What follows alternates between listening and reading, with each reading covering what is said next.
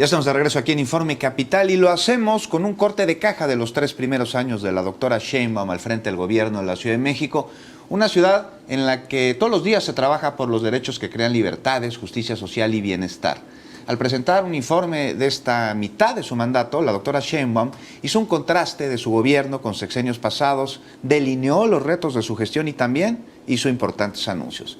Vamos a arrancar esta conversación justamente con el cierre del discurso de la jefa de gobierno, porque es una síntesis de la visión que hay detrás de las políticas públicas que hoy entregan resultados y también de lo que viene.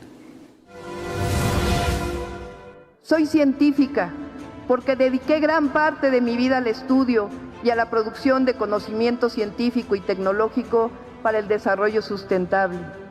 Creo fervientemente que debemos cuidar los recursos naturales y el medio ambiente. Pero esto no se logra poniendo precio a la naturaleza, sino que se construye a partir de la máxima de un desarrollo económico con justicia, que protege el medio ambiente y procura el bienestar de los que menos tienen. Creo por ello en el principio de que por el bien de todos, primero los pobres. Ser mujer gobernante tiene además una responsabilidad mayor: mostrar a las y los niños, a las y los jóvenes, que el camino de tender la mano al más débil como forma de vida siempre será mejor que aplastar al otro para crecer. Que la acumulación de riquezas pasando por encima de los demás no es lo que lleva a la vida digna y feliz, sino la construcción de una sociedad más justa y democrática, dando siempre la mano para que nadie se quede atrás. Pero tiene ser mujer gobernante la responsabilidad de mostrar a las niñas, a las jóvenes, que una sociedad más justa implica que no estamos destinadas a un rol en la sociedad lleno de prejuicios y de violencias, sino que el fortalecimiento de los derechos de las niñas y las mujeres significa que puedan lograr sus sueños con plena libertad y con plena autonomía. Estamos destinados y dedicados a consolidar la transformación de la ciudad en el marco de la democracia y el respeto, fortaleciendo la coordinación institucional, pero defendiendo nuestros principios y compromisos que nos llevaron a la jefatura de gobierno. La autoridad moral no se compra en la esquina, ni con todo el dinero del mundo. Se construye con mística, la de luchar todos los días por un México con justicia, democracia y libertad, con honestidad y con honradez. Hoy hablamos a las y a los jóvenes. No es la corrupción, no es la triquiñuela, no es el odio, no es el clasismo, no es el racismo lo que nos convierte en mejores personas. No es un asunto solamente de tolerancia, es el reconocimiento de que la profundización de las desigualdades y la discriminación llevará siempre a la violencia. La paz se construye ampliando derechos. No es mi educación, es el derecho a la educación de todos y de todas. Por ellos, por ellas, luchamos todos los días por una ciudad, por un país de derechos, porque estamos convencidos que los derechos crean libertades, justicia social y bienestar. En el camino de la transformación no hay marcha atrás. La piel chinita, ¿no? La piel, bueno, yo tuve varios momentos, te lo comentaba hace rato, que me quería parar así. Sí, así. Pero hubiera hecho grandemente el ridículo, pero ¿cuántos mensajes incorporados en este discurso que da la jefa, sobre todo la forma en la que cierra? Pero son muchos mensajes, pero que al final están atravesados por uno solo, que es la justicia de la mano de la consecución de derechos sociales. Y eso para construir paz, ¿no? Pensando que hemos estado en guerra tantos años, en esta guerra que no es como la guerra de las películas, sino esta guerra en la cual nos relacionamos violentamente entre las personas, en que nos hemos relacionado violentamente con las instituciones o las instituciones con la ciudadanía, y cómo se resuelve eso con organización, con orden, con oficio político, con oficio ejecutivo, administrativo.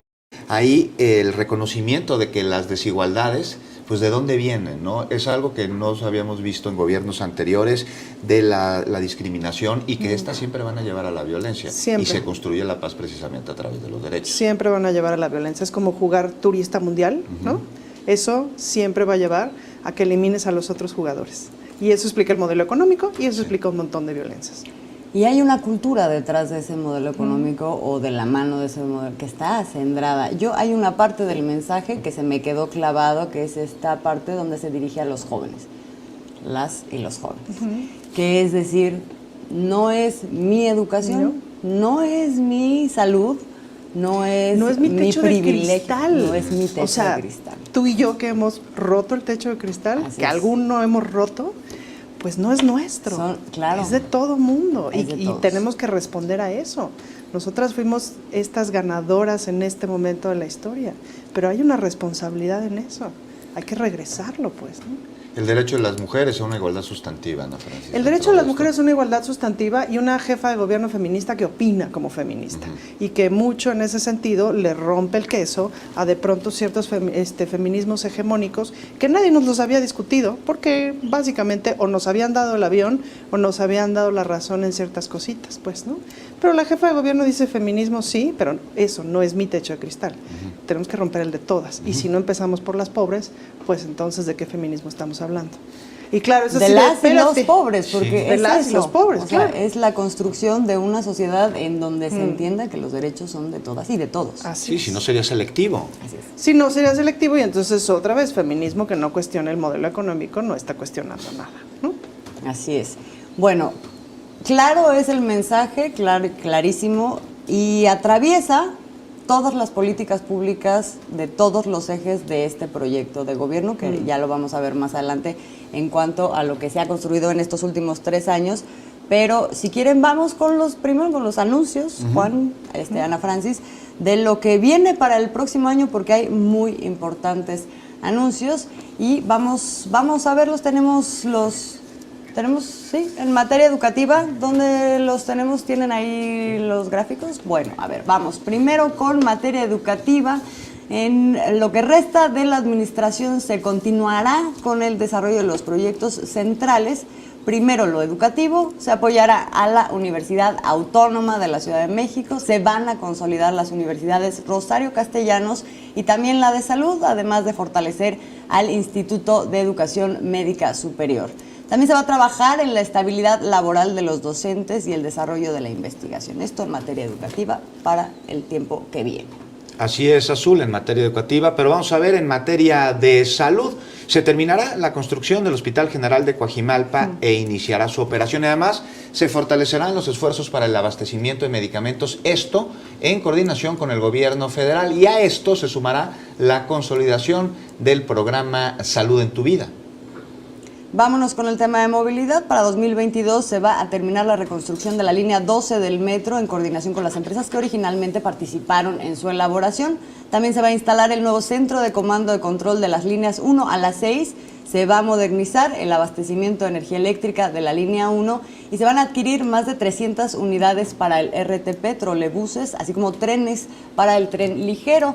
Se va a concluir también la construcción del trolebús elevado que va a correr por el eje 8. Y en materia ambiental se inaugurará, escuche usted, la planta solar más grande del mundo en una ciudad. Va a tener una capacidad de más de 27 megavatios en la central de abasto y se robustece de forma integral el abastecimiento de agua para la zona metropolitana, esto con un proyecto de mejora del sistema Cutzamala, y a su vez se prevé la intervención del bosque de Tláhuac, de la Magdalena Mixhuca, entre otros, y la recuperación de canales de Xochimilco y la laguna de San Gregorio.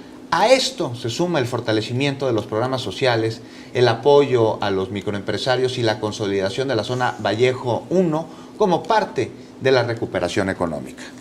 Más proyectos de movilidad nos adelantaron que para septiembre de 2023 se inaugurará el tren interurbano México-Toluca. Se avanzará también en la extensión de la línea 12 hacia el poniente de la ciudad y se trabajará en el trolebús Chalco-Tláhuac, así como en un cablebús como parte del proyecto Chapultepec. Pues ahí tiene usted alguno de Ahí los vienen ejes. los grandes anuncios que finalmente,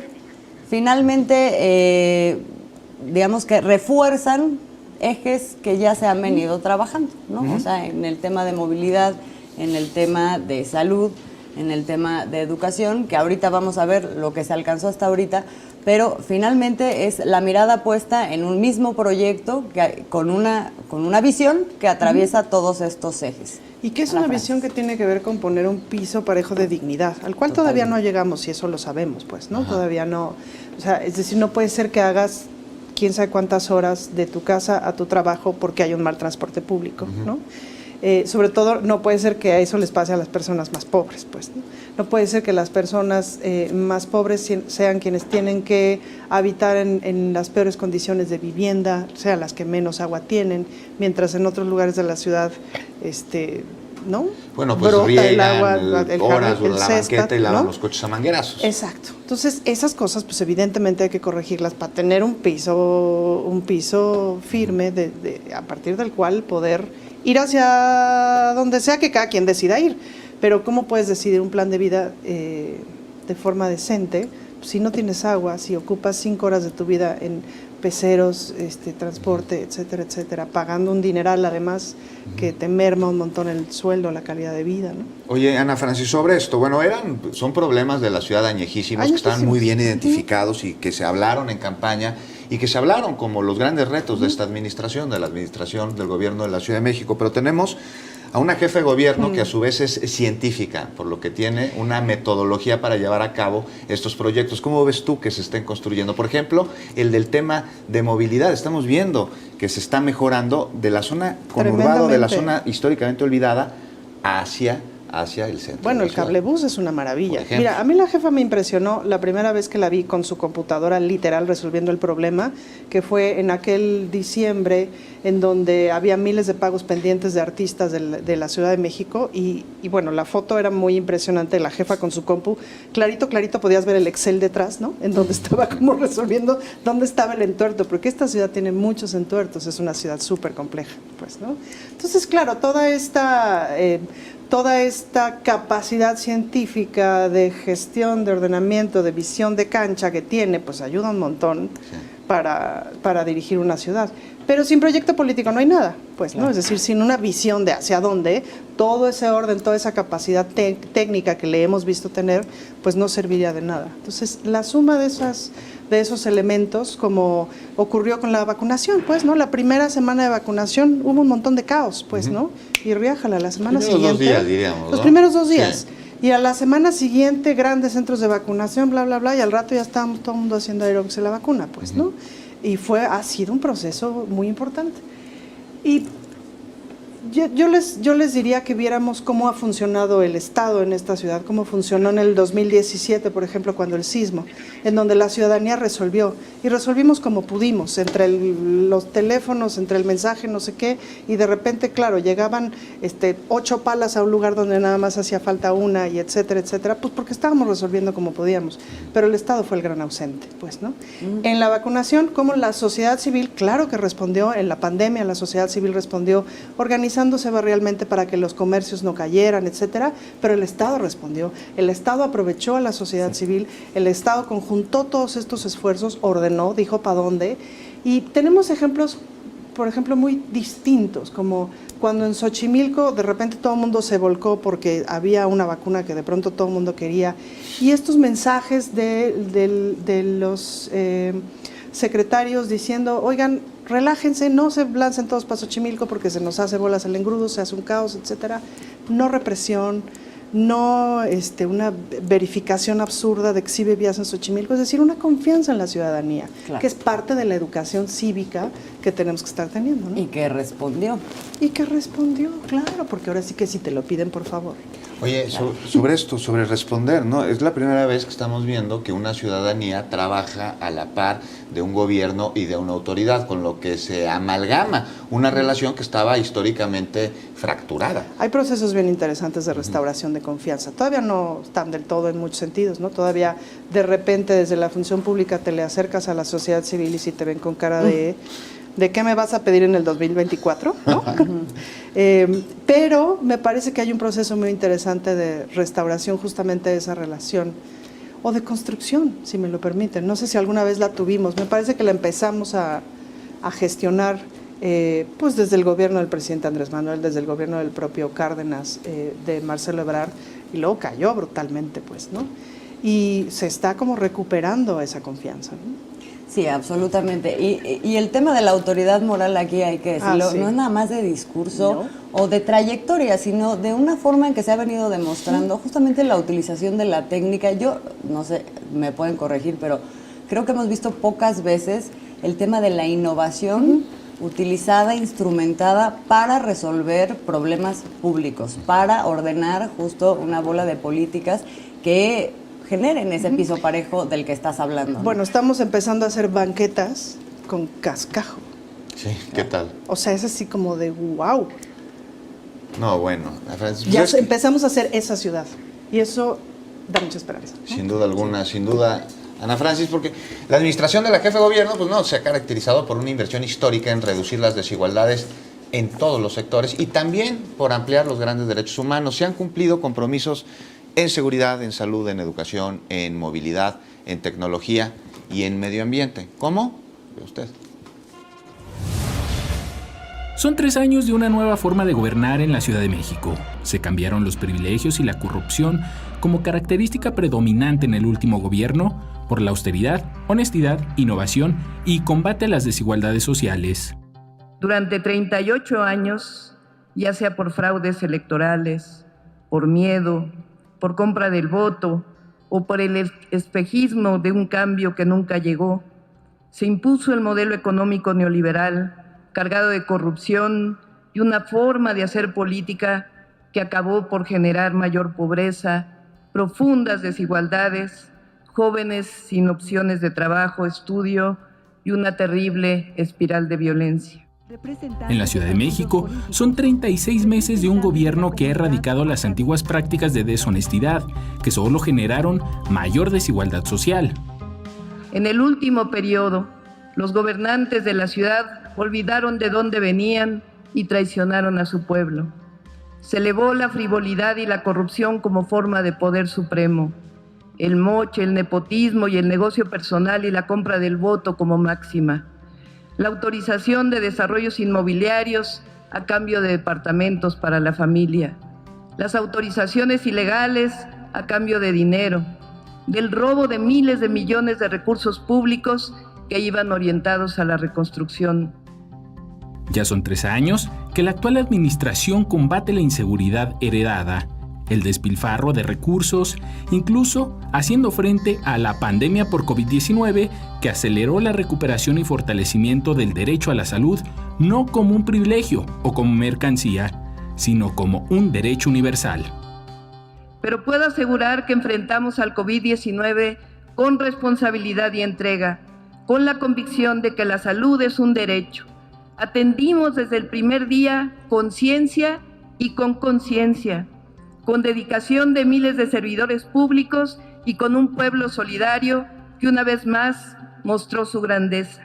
Nunca multamos a nadie por no usar cubrebocas, nunca decretamos toques de queda, informamos y construimos juntos una salida. Con la política de austeridad republicana, se logró el ahorro de 25,000 millones de pesos que fueron orientados a la mejora de condiciones laborales de los policías, a la contratación de médicos que hicieron frente al COVID-19, así como a la ampliación de programas sociales para disminuir la brecha de la desigualdad. Uno de los pilares del gobierno es el de la educación. Concebimos la educación como un derecho, como la posibilidad de construir mejores personas y ciudadanos, con saberes identificados con la historia de su patria, conocedores de la naturaleza, de las ciencias, las artes y el civismo, amantes de la lectura y con acceso a las nuevas tecnologías. Hoy, no solo la UNAM, el Politécnico o la UAM son alternativas de desarrollo académico superior. La ciudad cuenta con el Instituto Rosario Castellanos, la Universidad de la Salud, la UACM. A nivel bachillerato cuenta con 5 planteles nuevos del IEMS. Se eliminó la clasificación de niños talento para el acceso a becas, a fin de que sin distinciones todos los alumnos de educación básica que estudian en escuelas públicas accedan a Mi Beca para Empezar.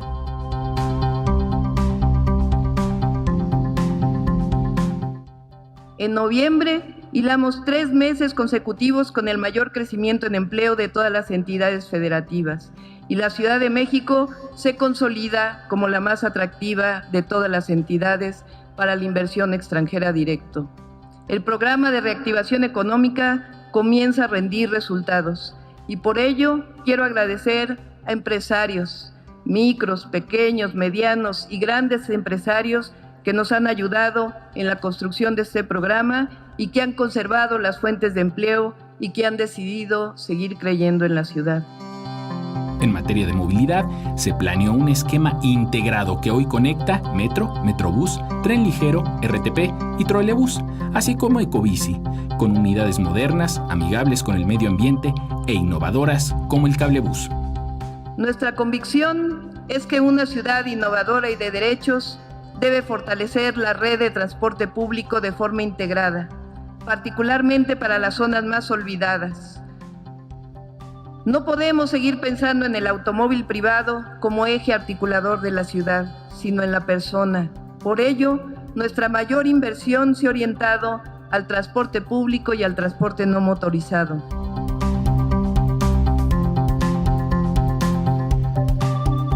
Se acabó la corrupción en el desarrollo inmobiliario.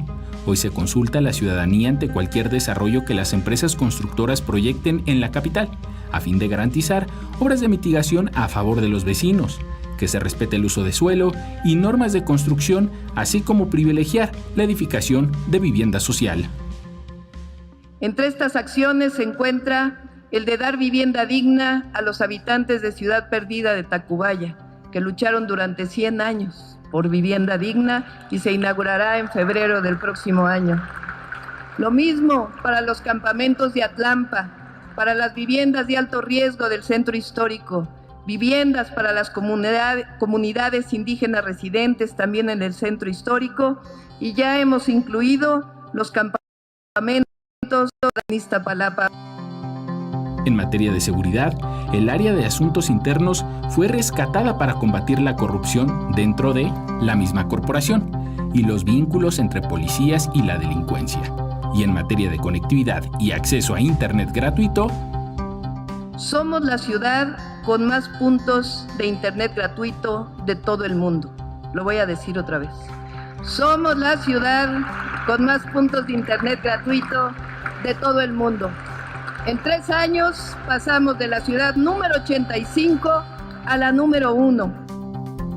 En materia ambiental, con el programa Sembrando Parques, se han creado 13 parques con más de 200 hectáreas que se suman a las 80 de la 4ª sección del Bosque de Chapultepec. Informe Capital.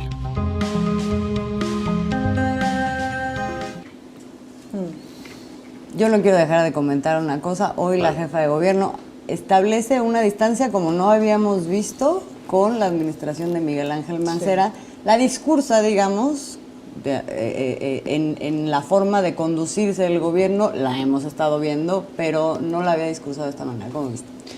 Pues hace un comparativo necesario, ¿no? Porque de pronto te dicen, son tantos autobuses, tantos no sé qué, pero si no estableces la diferencia con lo que no había.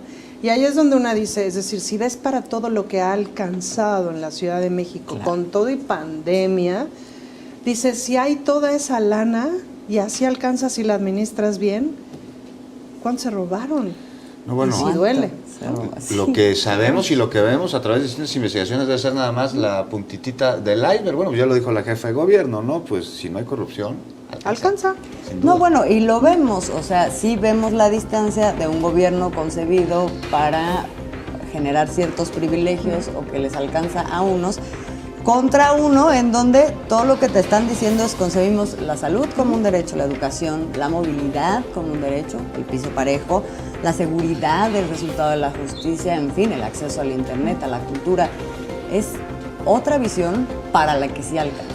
Y el sentido de vida de quien hace la función pública de a lo que me quiero dedicar es a ayudar a la más gente posible y hacer una ciudad lo mejor posible para la mayor cantidad de personas, en vez de acumular riqueza, ¿para qué? Y en esta segunda parte del balance que hacemos de estos 3 años de la gestión de la jefa de gobierno, Claudia Sheinbaum, vamos a incorporar la aprobación y la aceptación de su administración a través de las encuestas. ¿Qué es lo que dicen? Vamos a ver. Entre el 63 y 65% de los capitalinos aprueban la labor de la jefa de gobierno al frente de la capital del país en los 3 primeros años de administración que lleva. Así lo dieron a conocer diarios como El Universal y Reforma. El primero destacó que para el 51.4% de los ciudadanos, el desempeño de la mandataria ha mejorado en los últimos 6 meses. Entre los temas que preocupan a los capitalinos está el de la inseguridad. Así lo expresaron el 59.6% de los encuestados, mientras que solo al 6.4% le preocupa la crisis económica y al 4.7% la pandemia por COVID-19.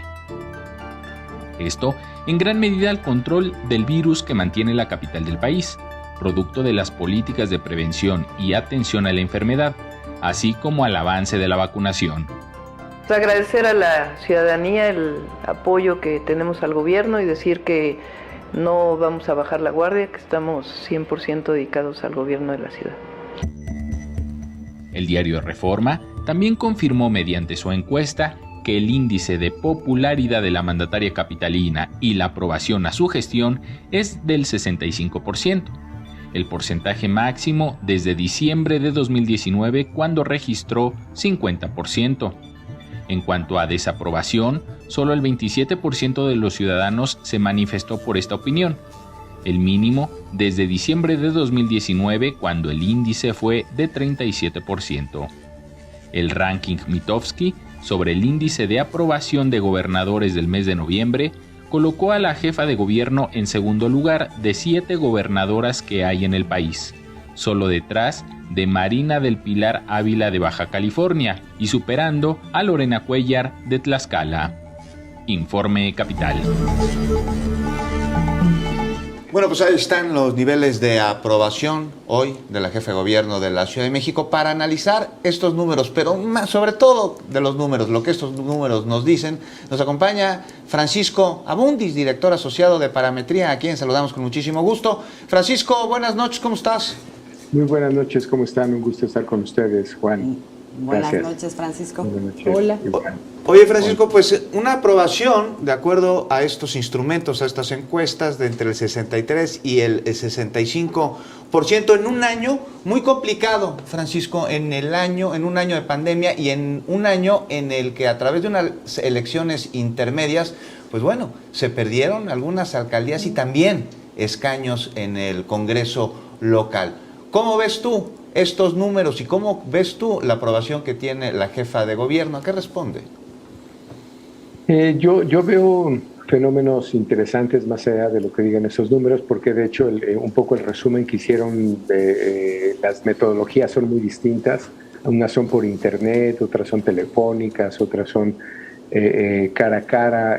Les diría que nuevamente lo único que puede validarse aquí como aprobación real, práctica, son mediciones cara a cara, y es interesante porque yo creo que la jefa de gobierno estaría por arriba prácticamente de cualquiera de estas mediciones si se hicieran cara a cara.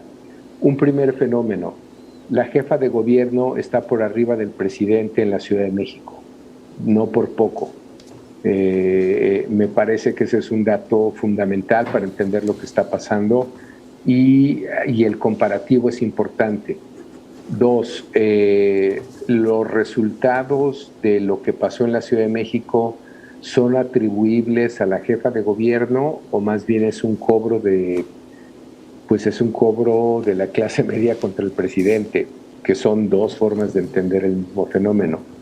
3, el hecho de que se haya ganado casi la mitad de las alcaldías o que la oposición haya ganado la mitad de las alcaldías, no significa que la Ciudad de México haya votado la mitad de la población en contra de Morena. nada más en cuestión de población, Iztapalapa y Gustavo Amadero representan 40% de la población. Es decir, lo que ganó la oposición fue una tercera parte, solo una tercera parte del total de la población de la Ciudad de México. Les pongo como los puntos clave de lo que hay que leer e interpretar como hechos antes de, digamos, hacer cualquier, de partir de cualquier análisis. ¿Cuál es mi interpretación de esto? El hecho de que la jefa de gobierno esté por arriba del presidente significa que tiene mayor, como lo ve la ciudadanía en la Ciudad de México, tiene mayor independencia o no la ven como el presidente, y para ella es un buen dato, me parece, por lo que estamos leyendo.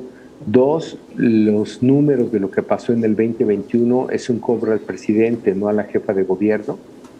Es decir, el que la gente haya votado en contra de Morena no tuvo que ver con el gobierno local, tuvo que ver más con el gobierno federal. Y 3, creo que estamos frente al público más sofisticado del país.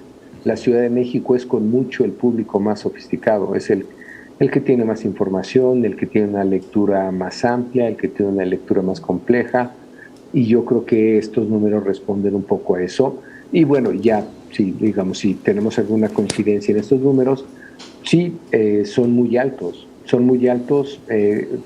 tan altos como los del presidente a nivel país. La diferencia es que ella los tiene a nivel ciudad, y sí, me parece muy importante destacar que ella está por lo menos 10 puntos por arriba del presidente. A ver, Francisco, tú estabas hablando hace un rato, existen diferentes metodologías, tú tienes la tuya, que es cara a cara. ¿Qué datos tienes? Nosotros tenemos a la jefa de gobierno en 73% de aprobación, y al presidente en 61%. Ahí lo estamos viendo. 73%. Así es. Y ella está en 63 y él está en 61. Creo que, siento ponerlo así, pero no es mi metodología, es la única que puede. Yo digo que manejan las distintas casas encuestadoras, a eso me refería. No, a ver, en el mundo hay un consenso. ¿Cuál? Las muestras son en el mundo, no lo digo yo, lo dice Esomar, lo dice Wayport, las muestras tienen que ser probabilísticas. Solo una medición cara a cara es probabilística. No hablo de mi método, hablo del mundo. Es eso. Claro, pero no todas hacen eso. Oye, Francisco, se nos acaba el tiempo, pero rápidamente me gustaría que dijeras qué opinas de este dato, porque está correlacionado en un año de pandemia y en el que la recuperación económica es prioridad. De acuerdo a estos números, la preocupación sobre la economía pues es algo que está nada más en el 6.4% de los encuestados. Mira, lo que pasa es que cuando es muy difícil medir ahora el tema de la economía, y es interesante el fenómeno de lo que está pasando durante la pandemia, porque este gobierno ha sido muy criticado por no haber dado ayudas sociales, no haber recuperado empresas, no haber recuperado empleo. Pero si tú tienes eso y también tienes ayudas sociales que te llegan casi a la mitad de la población, 25% de los adultos, 35% de los hogares, 45% de las familias vivan contigo, ¿no?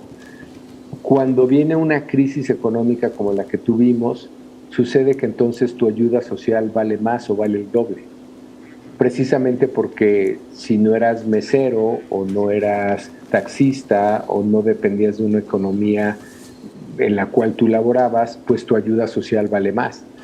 Me parece que es parte podría ser parte de la interpretación o de la lectura que ha ayudado tanto al gobierno federal como al gobierno de la Ciudad de México a mantenerse en buenos niveles de popularidad. Pues ahí están los datos de aprobación, ahí está tu análisis, Francisco Abundis, muchísimas gracias por tomarnos hoy la comunicación para cerrar este balance que estamos haciendo el día de hoy por los 3 años. Te mandamos un abrazo y que tengas muy buena gracias. noche. Abrazo, Francisco. Gracias.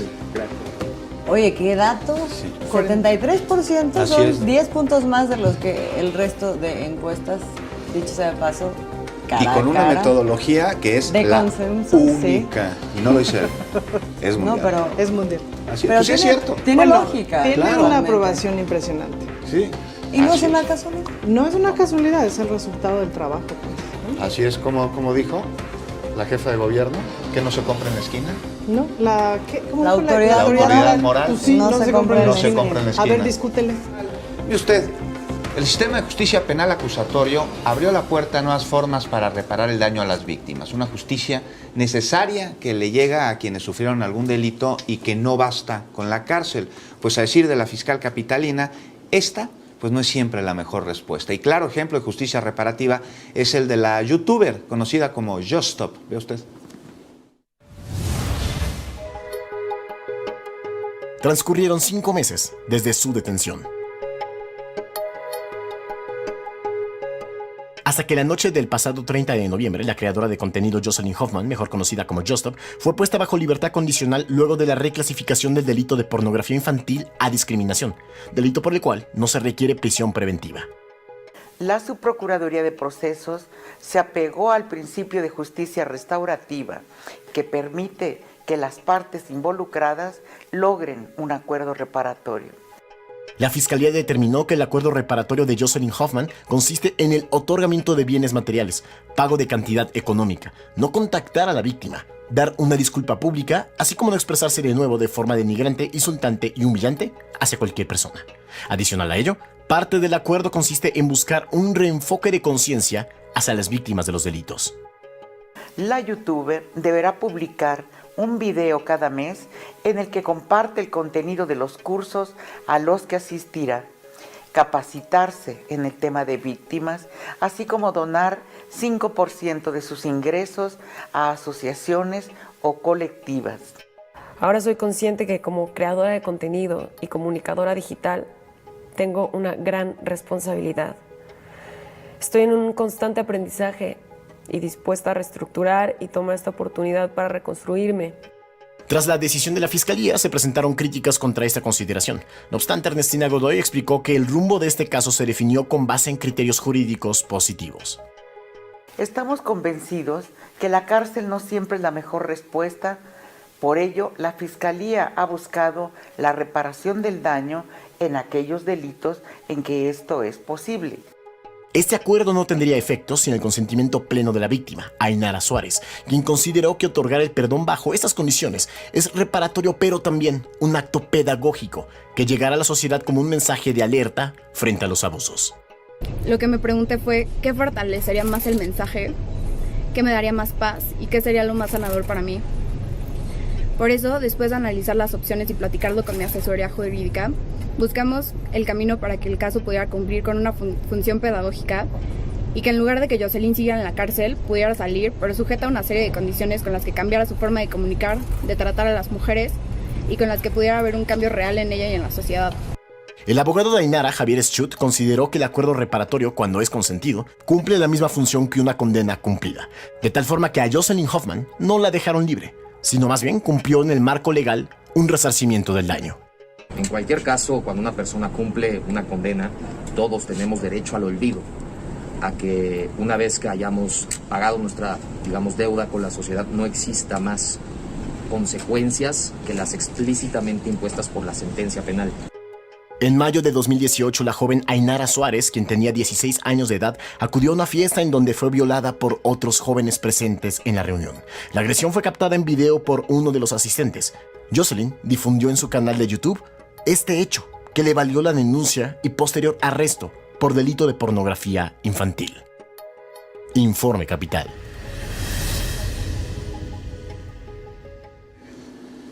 Pues Ana Francis, no es secreto de nadie que las personas que deben enfrentar la justicia criminal no encuentran en ella una reparación del daño. Esto abre puertas a una nueva manera de impartir justicia. Y que tiene que ver con cambiar la perspectiva, ¿no? Es decir, ¿qué es más importante? ¿Reparar el daño a la víctima o castigar al culpable? En fin, es una decisión a veces difícil porque estás muy enojada, porque tienes muchas razones para desear que la persona esté en la cárcel y se pudra en el infierno, pues, ¿no? Pero ¿qué te sirve más a veces? Y depende del delito y depende de las circunstancias. Entonces, un poquito para entender la lógica de cambiar el asunto de la punitividad por cambiar al asunto de la negociación, quisiera platicarles una anécdota personal. Yo estoy llegando a mi casa, quiero meter el coche al garage y hay un coche estorbando, un coche que repetidamente me había estorbado.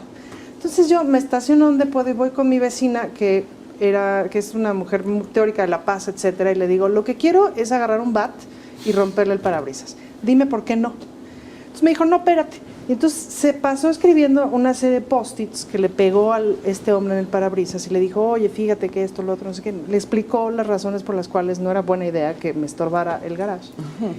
Y resulta que el tipo no necesariamente se había dado cuenta de que estacionándose ahí sí ocupaba un cachito de mi garage y me impedía entrar, etcétera, etcétera. Llegó, se disculpó conmigo, no sé qué. Wow. Bueno, grandes amigos, grandes vecinos, y a la hora de una emergencia es alguien a quien puedo llamar. Entonces, ¿qué hubiera pasado si le rompo el parabrisas con un bat? Bueno, no tenía bat, pero ¿qué hubiera pasado? No, te condenas tú a tener un vecino con el que siempre estaría. Imagínate, tienes que salir de tu casa así, ¿no? Entonces, claro, hay que pensar la perspectiva, o sea, hay que cambiar la perspectiva, ¿no? ¿Qué le sirve más a la víctima en este caso? ¿Qué nos sirve como sociedad? Claro que nos sirve tener a una youtuber lanzando unos otros mensajes, claro. O sea, una líder de opinión, porque son líderes de opinión, ¿no? Lanzando unos otros mensajes a partir también de un proceso personal, es decir, se echó 5 meses en la cárcel, nadie sale igual, pues, ¿no? A partir de ese proceso personal, pues me parece que nos sirve mucho más y le sirve a la víctima la serie de condiciones que se pusieron para la reparación del daño. Porque en efecto, las cárceles, de hecho, casi nunca son la mejor solución. No. Y nuestras cárceles dejan mucho que desear todavía, pues, ¿no? No son la mejor solución para el futuro de quienes quedan dentro de una cárcel, tampoco desde el punto de vista de las víctimas, y como muy bien dices, no tiene nada más que ver con la víctima del caso en particular, sino con cómo a partir de eso construyes algo que le sirva al resto de la sociedad, como en este caso con una persona que claramente tiene influencia en muchas otras personas a partir de su mensaje. Y que queda el registro, es decir, ella asume su responsabilidad, queda en un registro, y entonces, si repitiera una acción similar, me parece que el castigo sería mucho mayor, probablemente no tendría acceso a no salir de la cárcel, etcétera, pues, ¿no? O sea, eso es muy importante, que la gente asuma su responsabilidad y diga, sí, me equivoqué.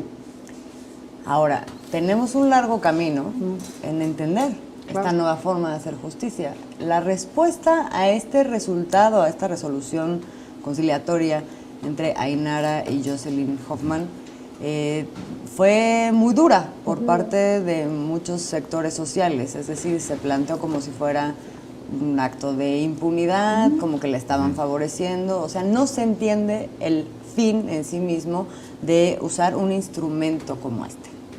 Claro, pero tiene que ver también con, y esto viene desde el derecho romano, es decir, la justicia que tenemos y como la hemos construido está basada en sostener el status quo, en sostener este estado de las cosas, no en ocuparse de las víctimas. No hemos vivido una justicia que primero se ocupe de las víctimas. ¿De qué nos sirven los deudores alimenticios en la cárcel? No, bueno. No sirve que paguen, nos sirve llegar a otros acuerdos, ¿me explico? No nos sirve que estén en la cárcel. ¿Cuánta gente no nos sirve que esté en la cárcel, sino que repare su daño, que acepte su responsabilidad y repare el daño? El resarcimiento. Y ya que hablabas de derecho romano, pues es máxima. Me parece que todos los abogados dicen que más vale un buen arreglo que un mal pleito en el que todos salgan ganando bajo un hecho lamentable que ya ocurrió, que no se puede borrar, pues ahora a resarcir el daño. Pues tiene que avanzar este sistema y nosotros lo tenemos que asumir como sociedad. Tenemos que asumir y hay que bajarle a la necesidad de la venganza, porque no necesariamente muchísimo a la necesidad de la venganza, que es muy comprensible de donde venimos, pero no es justicia. Cuando es venganza no es justicia. Pues no. Así es. Pues Ana Francis, qué gusto que nos acompañaste el día de hoy. Estuvimos felices de tenerte aquí, a ver qué otro día te vienes aquí a acompañarnos, a platicar de todas las noticias. Con Duchula. Exacto, con Duchula.